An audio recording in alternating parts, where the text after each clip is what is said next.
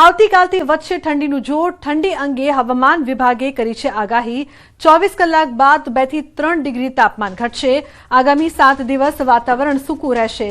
અમદાવાદમાં લઘુત્તમ તાપમાન 17.2 અને ગાંધીનગરમાં લઘુત્તમ તાપમાન 16.5 રહેશે.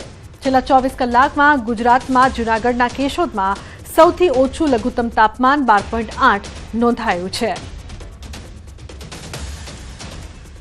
आने वाले 7 दिनों के लिए ड्राई वेदर प्रिवेल करेगा और मिनिमम टेम्परेचर की बात करेंगे तो 24 आवर्स में मिनिमम टेम्परेचर 9 लाख चेंज में रहेगा. उसके बाद 2 से 3 डिग्री का गिरावट का पूर्वानुमान है अगले 3 दिन के लिए.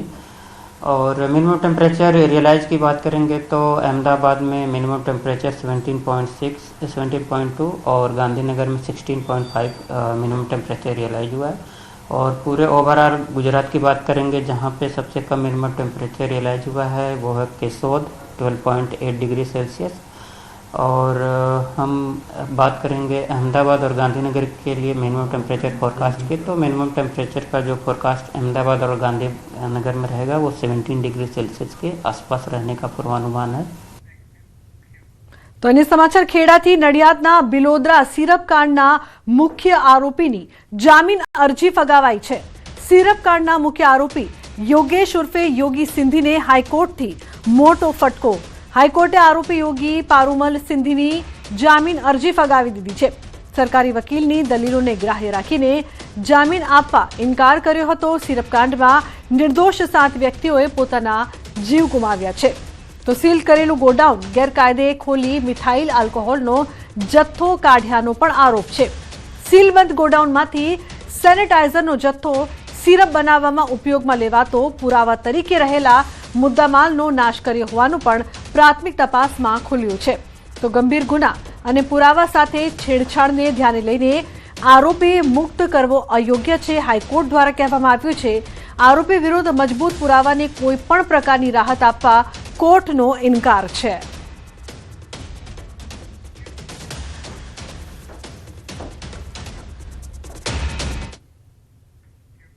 तो हवे बात करीशुं क्यारे थशे छुटकारो.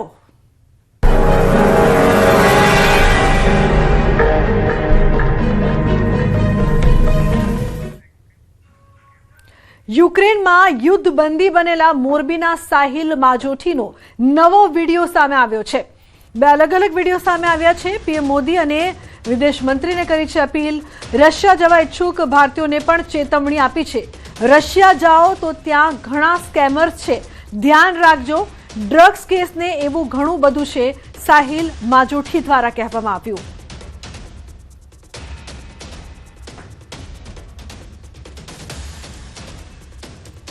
हालांकि मैंने इस मामले में कुछ किया नहीं है, लेकिन फिर भी 7 सालों की जेल हुई है. और जेल के अंदर कुछ पुलिस वालों के बहकावे में आने की वजह से Russia Ukraine war contract sign किया है, जो एक सबसे बड़ी गलती है. इस वजह से यहाँ पर फिलहाल मैं यूक्रेन में फंसा हुआ हूँ as like war criminal. So now I don't like फिलहाल तो अभी होपलेस हूँ. पता नहीं अब आगे क्या होने वाला है. लेकिन एक मैसेज है जो अपने भारतीय नागरिकों को देना चाहता हूँ. जो कोई स्टूडेंट रशिया में आ रहा है अपनी हाई स्टडीज के लिए या फिर वर्क के लिए, बी केयरफुल, बिकॉज यहाँ पर बहुत सारे स्कैमर्स है, बहुत सारे like criminal cases like narcotic cases and another illegal cases बहुत सारे. तो अपना ध्यान रखें. રશિયન ગવર્મેન્ટ દ્વારા ધકેલવામાં આવ્યું હતું ને નાર્કોટિકના કેસમાં પણ મને ફસાવવામાં આવ્યું હતું. મારો કાંઈ વાંક નથી.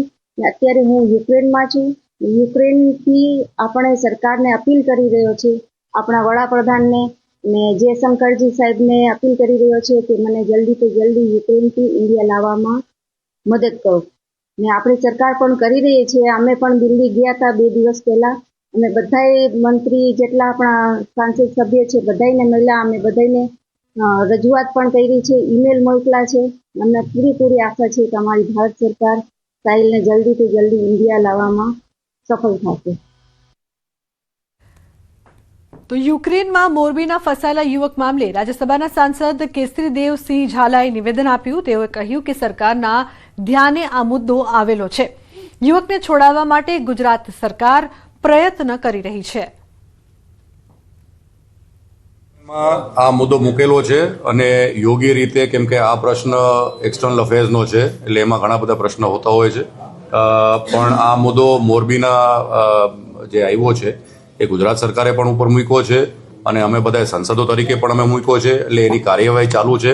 પણ એમાં કેમ કે પરિસ્થિતિ આપણને બધાને યુક્રેનની અંદર શું છે આપણને ખ્યાલ છે, એટલે એ પરિસ્થિતિને ધ્યાનમાં રાખી અને એમાં સમય તો લાગશે પણ એનો રસ્તો પૂરી રીતે નીકળશે એવી ખાતરી કેન્દ્ર સરકારે આપેલી છે આપણને.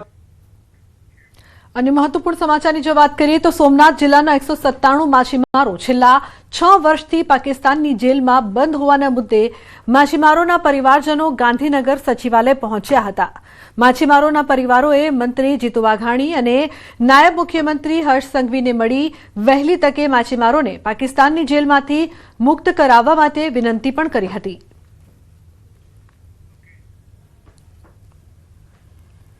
પાકિસ્તાનમાં અત્યારે 197 માછીમારો જેલની અંદર છે.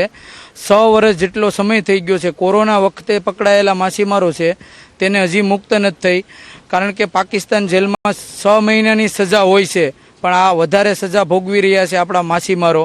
તો સરકારશ્રીને મારી એક વિનંતી છે કે વહેલી તકે અમારા માછીમારોને મુક્ત કરે, કારણ કે જ્યારે ભારતના કોઈ માણસો વિદેશની અંદર મુશ્કેલીમાં હોય, વિદ્યાર્થી હોય કે વીઆઈપી લોકો હોય, તો ભારત સરકાર ડાયરેક્ટ ફ્લાઇટ મોકલીને એમને અહીંયા બોલાવે છે. તો અમારી વિનંતી છે કે અમારે ફ્લાઇટમાં નથી અમારા માછીમારોને બાય ટ્રેન લાવો, પણ લાવો એવી વિનંતી છે. મારા દીકરા 5 વર્ષથી જેલમાં છે, પાકિસ્તાની જેલમાં. મારા દીકરાને માનસિક બીમારી છે, કોઈ એના પત્તર હતા ને કાગળ હતા ને અમારે બીમારી છે, અમારે એની માથે કમાણી છે.